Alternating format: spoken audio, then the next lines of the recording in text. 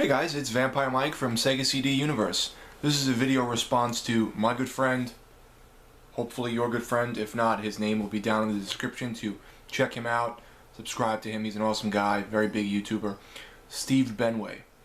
And what I appreciate about Steve Benway is, A, he seems very off the cuff, he just speaks his mind, and B, he doesn't care if you don't like it. You know, I mean, you don't want to be rude or be a jerk about it, but if someone doesn't like it, don't watch it. But he's very good. Check him out. He's a little older, so it's fun to watch him play certain things and kind of get his opinion on things, because a lot of the stuff I played, he may not be into, or a lot of stuff he played seems very, very old-fashioned to me, but he loves it. So it's cool getting these differences in opinions. He did this video recently called My Relationship with Gaming. And I kind of started thinking about my life and my childhood and what I did, you know, playing games and stuff. Stella too. And I've played games since I was about 4 or 5, I'm going to say. And I've touched upon... Okay, calm down, I know. I've touched upon some of this... Okay. I've touched upon some of this, or probably all of it, in different videos, but here it's kind of just going to be compounded, that way it's all together. When I was about 4 or 5, my grandparents, and I'm not sure why, bought a Nintendo, or as you know, across the way a a Famicom. But here it was, you know, the NES, the Nintendo Entertainment System, the Nintendo, whatever. I think one of the first games I really played was like, you know, Mario, if you will. What else? Kung Fu. I know I played the Karate Kid at one point, Ninja Gaiden, stuff like that. I just got immersed in it. I thought it was so cool to, you know, manipulate these games and play them, and how the settings were so different for each game. Like if you played Kung Fu, you were obviously like a Kung Fu master. If you played Mario, you were a plumber. You know, I thought it was cool to have these stories that you could take part in. Little did I know until later in life that these games would develop into almost, or I would say close to or better than books for me. I've played games that have touched me that, you know, I have shed a tear or felt kind of upset over if a character dies, or, you know, the game ends and you feel like you accomplished something even though it's kind of superficial. So they really have always meant a lot to me, but my perception of games have changed over the years with me and with my age, just as Steve Benway's has. So that's why I kind of wanted to you know, do this video. I thought it was kind of fun. So, what else? So I'm little, I'm playing Nintendo with my brother all the time, and there's a pizzeria down the block, and they had a Neo Geo arcade machine. I can't remember if it was one, I think it was the one that like had like 4 or 5 games and you could pick what you want to play. I definitely remember playing Cyberlip, which is like a Metal Slug kind of game. I definitely remember playing King of Monsters. I think they had golf, and I think they had baseball stars, but I don't remember completely. But it was just such an experience. You know, you go and get pizza for dinner, and you get like sucked into this fun world. The thing with SNK games, or with the Neo Geo games at that time, a lot of them didn't have very in-depth stories. You know, they were arcade games. They were meant to toss you in quick. You know how to play. You play. The game is super difficult, and they want to eat your quarters. So now that I have a Neo Geo X, I'm actually able to play these games and save, or, you know, have unlimited continues. They're great because I can finally beat these games from my childhood and find these new ones that I've never played because I didn't own a Neo Geo as a kid. There's a story I've told in the past where my dad said to me, yeah, I'll get you one, and like I showed him it in the magazine. It was like super expensive. It was like $400 or $500, and the games, the cartridges were huge, and they were like $100, $150 each. So it never came to fruition, but I appreciated that my dad wanted to make me happy and was offering to get me one. I think I was kind of the voice of reason for once in that. Hope you don't mind, I'm drinking a cup of tea, or as the English call it, a cuppa. My throat's kind of dry and I've been talking a lot today because I never shut up. I'm trying to think what else. The other thing is, you know, a lot of people, and I kind of feel bad for them that they're not going to experience this, this generation and definitely the next generation, rental stores. I mean, it was such a cool experience to, we had one down the block, literally a block away, so we'd walk down the block and it was there. And you would just scour these shelves and look at the back of the boxes, and even if you rented something once, you maybe pick it up again the next time because you look at the back of the box and kind of, would things change for you, or because, maybe you were better at it now, or you looked at it a little differently, was it different to you? Kind of like your perspective changes depending on where you were in life, even though it was maybe 5 or 6 instead, and they just lied to you so bad. You'd look at the front of the box and they had this beautiful artwork, or goofy artwork in certain cases, like Mega Man, and then you look at the back, and sometimes they'd show you screenshots, and you'd be like, okay, that's cool looking, or sometimes they just show you more art, and you'd be like, this doesn't look like a fucking Nintendo game, you liar. So it was just really cool to run through the store, and they had VHS tapes that was prevalent here at that point. So, I would rent like The Wizard and Pee-wee's Big Adventure and all this shit. What's that other one? I have it on DVD now. It's doubled with The Wizard. The kid goes into a video game. Hold on one moment.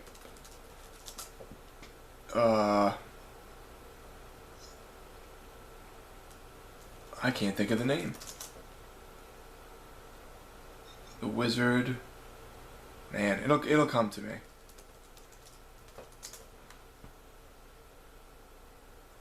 Anyhow, it's a double set with another movie.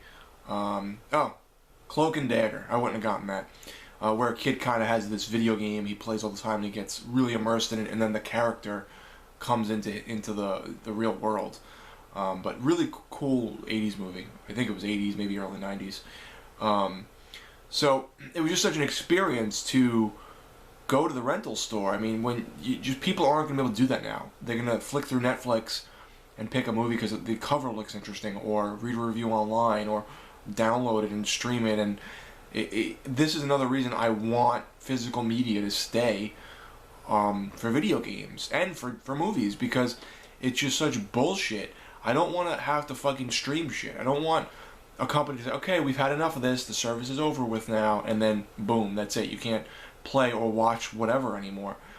Just as Steve said, and this may be an old-fashioned way of thinking, and that's fine, but to me it's the correct way.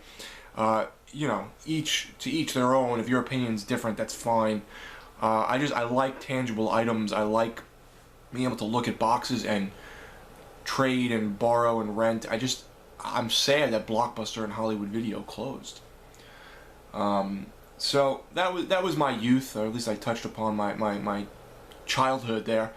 As I got a little older, my friend Nicky, from the Bronx as well, he had gotten me into like the Super Nintendo, Super Street Fighter, and what else? All these really cool fighting games. He had like King of Fighters, I think, and like Fatal Fury, that type of stuff. Flashback on the Genesis or the Super Nintendo. I don't remember which one he had. Final Fight, all the side-scrolling beat-em-ups that, to me, was almost like taking a Neo Geo game and bringing it home, even though it wasn't nearly as good-looking or probably as difficult either. But I love the side-scrolling beat-em-ups, and I love fighting games in general. And that was a big part of it. He also introduced me, and I've told this story a million times, to the Sega CD, which, as you know, is near and dear to my heart. Even though it's grainy and it's blocky and the saturation and the colors are kind of shitty, the FMV, full motion video games, till this day, I just love. I think there's nothing to me more immersive than seeing something real and controlling it, even if the control was limited for its time. I fucking hate Dragon's Lair because I don't hate cartoon FMV. I don't understand why they call it FMV. I guess because it's still full motion, even though to me full motion in my head is live acting. I don't like when they don't give you prompts. I don't like when Dragon's Lair or Space Ace, Keithy Huntington, doesn't give you prompts. I don't like that. How the hell am I supposed to know what to push? I used to pop quarters into Dragon's Lair or Dragon's Lair 2, and this bitch would throw dishes at you, and you'd have to move out of the way of the dishes, bob and weave. And you wouldn't know what to push. You just start the game and you just get hit in the face with a dish and it would say 1 life down. And you'd be like, what? It just doesn't give you enough opportunity. Like, who does that? So that wasn't my bag. I like full motion video games that you can control, you know how to control, it gives you options or whatever pops up on the screen. But Sewer Shark was my first foray into that. Totally loved it. Obviously I loved it enough to, now after all these years, I've had it for a good 10 years now, maybe, a full Sega CD United States official set, So I have every single Sega CD game, FMV and not, everything, and a lot of the GoodDealGames.com releases that came out after the fact that never got released officially, but then Good Deal Games bought them and then put them out. So I just love the Sega CD. I love how the Saturn had some FMV games as well, the 3DO. I never played or had a CDI, but Burn Cycle looked amazing. It looked very cyberpunky, so chime in on that if you guys have played it. So anyway, so Super Nintendo, Genesis, Sega CD. I didn't have a 32X at the time. I just really wasn't into it. The Virtual Boy looked like crap. I had one years later and I ended up getting rid of it. What else? I think at points during gaming, for me, I just didn't think games would look any better. Because of the Neo Geo titles, in the arcade, when you went to the arcade as a kid, now they're not around so much, or not as prevalent, you would just get blown away because the quality of the games, look-wise, was just night and day better than what you had at home, whether it be a Super Nintendo to a Neo Geo or whatever. I thought the Neo Geo just looked amazing, but this is never going to look bad. This looks like a fucking cartoon. FMV as well, even though it was grainy, back then you didn't notice it because nobody had big TVs. The biggest TV people had was like 32-inch, maybe. And they were CRTs, so the quality wasn't there. When you watch TV, it, was VHS quality, and you were used to that, and that looked good. VHS tapes, cable, all that stuff looked VHS quality. So when Sega CD came out and it looked real, but it was a little toned down with the quality, you didn't care, it just looked real. So I love that. I never thought it would get better. Nowadays, when I play my 360 or when my friend Brian brings over his Xbox One, you could see, or anything, PS3, PS4, you could see, obviously, it's gotten better. I still prefer 2D games to 3D, but I understand, the immersion in it. I understand people wanting to feel like they're there, so I get it. With 2D games, you can't really do that, I don't think, as much, because you're not seeing it firsthand. But I love 2D. I think 2D is beautiful. I'm hoping soon to pick up Muramasa on the Vita, and Dragon's Crown I have, it's amazing. This 2D games, to me, is the pinnacle of gaming. I think it's the best, along with FMV, because to me that's more immersive than first-person shooters. But again, to each their own. So there was that. I didn't really think it'd get better. Then I got a little older, and my parents bought me a computer. I must have been, I moved from the Bronx to Florida, and then back to the Bronx. I must have been, I think I just got to high school, so 13. So I was either 13 or 14 when I got my first computer. And I was begging them for years and years to get me one. And they got me a Gateway, 200 megahertz, with a speaker set up with a subwoofer monitor. It had a CD-ROM drive, and I think it had 32 megs of RAM, which is hysterical now, and a 2 gig hard drive. And the reason I remember the hard drive size is because the hard drive broke, and then Gateway warrantied it and sent me a 4 gig hard drive because they didn't make 2 gig hard drives anymore.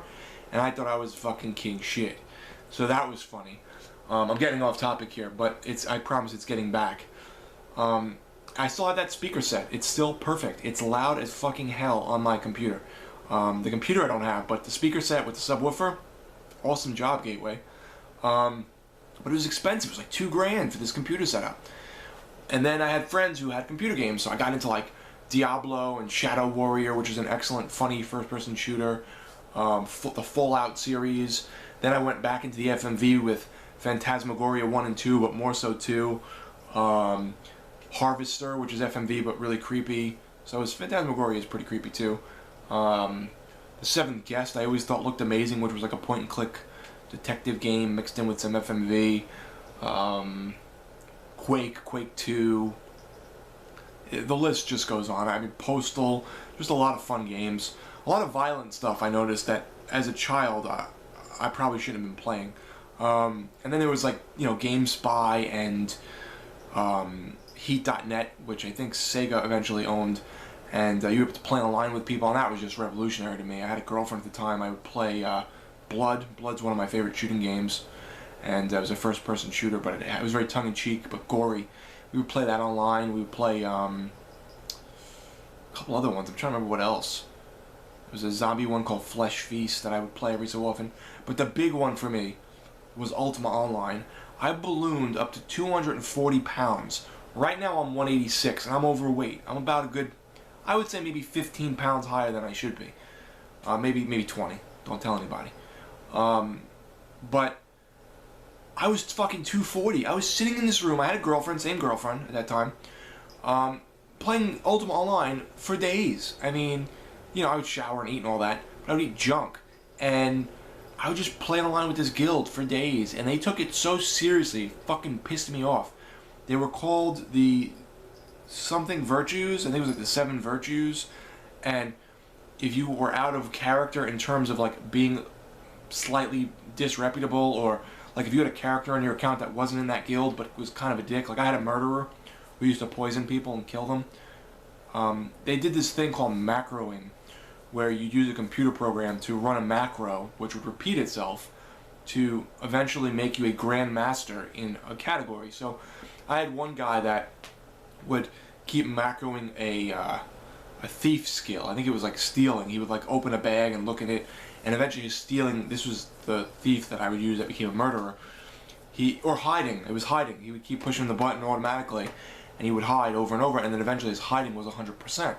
So you'd have these people in town that would sit there and macro things like whatever, or they'd be AFK away from keyboard, and they'd be hiding and doing something, and I'd walk over and poison them, and eventually they'd die and drop everything, and I'd steal everything, and then if you kill someone in town, the guards come and kill you automatically, but I would be indoors, so they wouldn't know.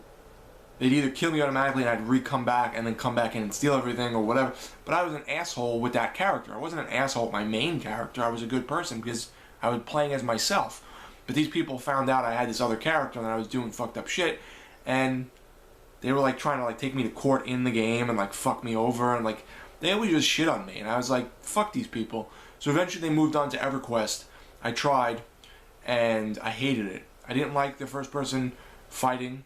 I don't really feel that's gotten perfected until the Fallout 3 and Oblivion. Those are the ones I played that were first person, especially Oblivion, set in that kind of realm.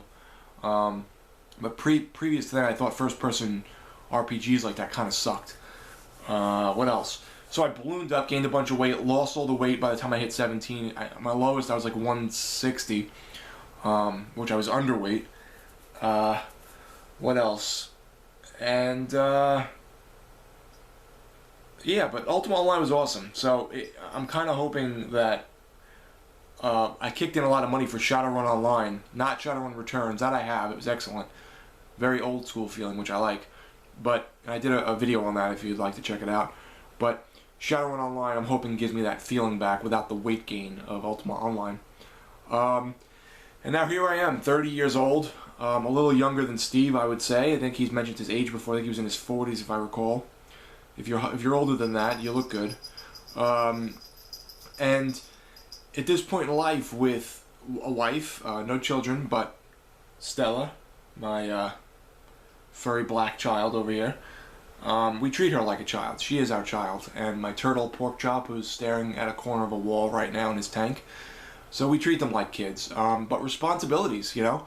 You get older, you get pets, kids, wives, husbands, and you have responsibilities, and you can't grind through a 60-hour RPG anymore. And if you can, it gets mundane. I don't know if it's just me, but at this point it's very hard for me to play through a long RPG. And I'm playing Skies of Arcadia right now, and I'm just not that interested. And I feel bad saying that, but it's a cool game, but the characters are so goofy, and it just isn't really doing much for me. I'm going to play through it, and I'm going to play through at least half of it before I give up, or love it and then keep going.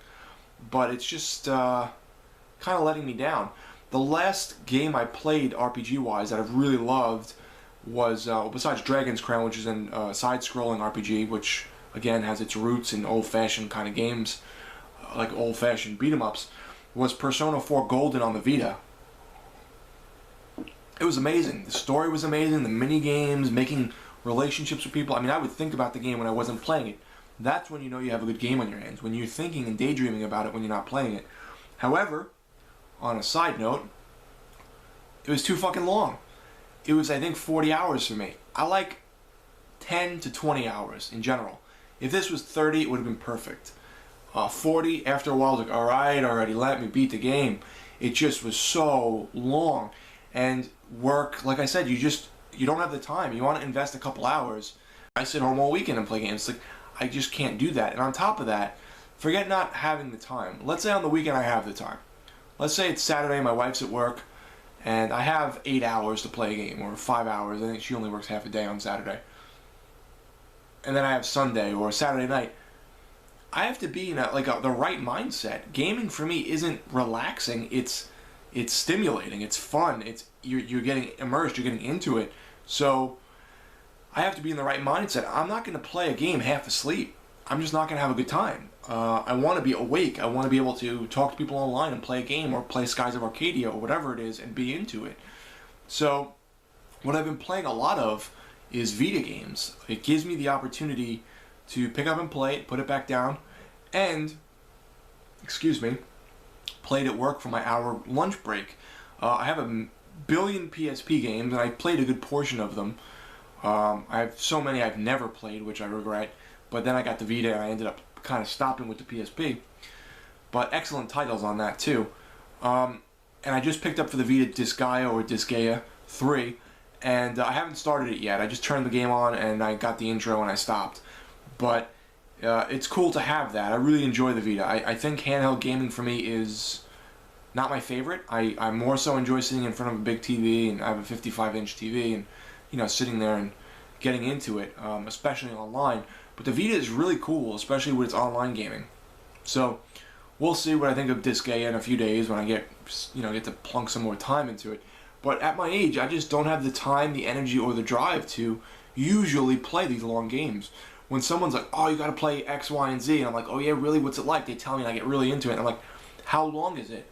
And they're like, oh, 60 hours. It just drains me to hear that. And I know that sounds stupid, but I wish I had the time. I wish I was a millionaire and I could just stay home and play games. Also, I gotta be into it. If I'm playing a game and I'm hours in and I'm just still not really enjoying myself, which is what I'm worried is happening with Skies of Arcadia, why bother? Like, I'm not gonna do something I don't enjoy. It's like staying with a girlfriend you don't like, I'm not gonna do something I don't enjoy because I said I'm gonna complete it.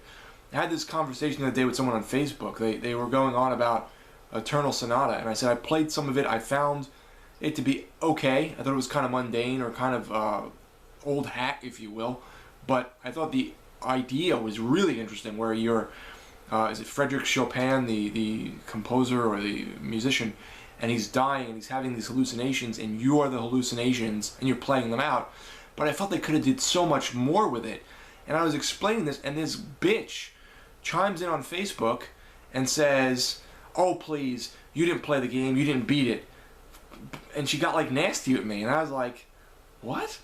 And I said and I kind of made a comment like about her cursing at me, and I said, I'm like 30 years old, I don't really have the time to sit down and play a game I'm not enjoying all the way through if I'm not enjoying it. And she's like, well, if you liked Final Fantasy, you liked it, it's the same game. And maybe it's the same genre, but RPGs are very different to me, especially story-wise. So I totally disagreed with her. I think she was a little younger, but I was surprised to see she was in her early 20s, I think. But it made me think that she's probably still like living in her mom's basement, not doing anything. Because I don't know. I just don't know. Either way, I wouldn't compare Eternal Sonata to Final Fantasy at all. I liked Final Fantasy VI, that was my favorite one, and 7 was good, but I wouldn't compare them to Eternal Sonata by any means. So, either way, that's neither here nor there. So that's me in a nutshell in terms of my gaming. That's what happened with the Nintendo, the Neo Geo, the Sega CD, the full motion video, all that fun stuff, till now. Times are changing, as Bob Dylan said. Even though I don't agree with his politics, I do like some of his music. The older you get, the less time you have, and the less motivation you have. I would much rather watch a movie, because sometimes you can be a little tired and still get into a movie, or you can have a good time with a movie, and depending on your mood, the movies mean different things to you. I've rewatched films, and they've evoked different emotions in me at different points, because I've been tired, happy, upbeat, downbeat, depressed, whatever the case may be. So I love gaming. I expect to do it till my dying days. I don't see why I would change unless everything goes digital. I really don't want to do that. If that happens, I'll still play the old stuff, but I don't really feel like I'd want to join the new things. And coming up to this generation, I'm not really too pleased with it. The PS4 and the Xbox One look cool, but all the games aren't things I really want. D4 looks interesting on the Xbox One. Mad Max looks great because it's one of my favorite films. Actually, The Road Warrior is one of my favorite films. I like Mad Max and I like Thunderdome, but The Road Warrior is one of my favorites. That's a fucking awesome movie. And that's going to be on both platforms. There's a couple other Xbox One games that look interesting. PS4 hasn't really shown me anything I've been too interested in, but now I'm hearing these rumors that Xbox One's going to go with and I think this is a rumor, because I think they would have done this initially, with a discless console, and I'm not for that. I don't want that. I don't want DRM, I don't want discless consoles, I don't want streaming shit. I would have bought an OnLive if I wanted that box that streams games, or I would have bought a Steam box. So, that's where I am now. I'm very on the fence with if I'm getting a console, and if I do, which one. I got a bunch of money in Amazon from gift cards over Christmas and my birthday, because they're both in December, obviously. And I'll see where they fall, But for now, I'm good with my Dreamcast, 360, Neo Geo X, Sega CD, Sega Genesis, and 3DO. And Saturn in the other room, and Vita right there. So it's like, how much do I need? My wife isn't really into games, so I have to pull teeth to get her to play a game. I mean, even then, she doesn't really love it. She's played Scott Pilgrim with me a little bit the other day on the Xbox 360. She got into it a little bit. We played for 30 minutes or something. So that's where I am. Everything has changed. I look forward to the future, seeing what happens. Check out Steve Benway. I apologize this video is so damn long.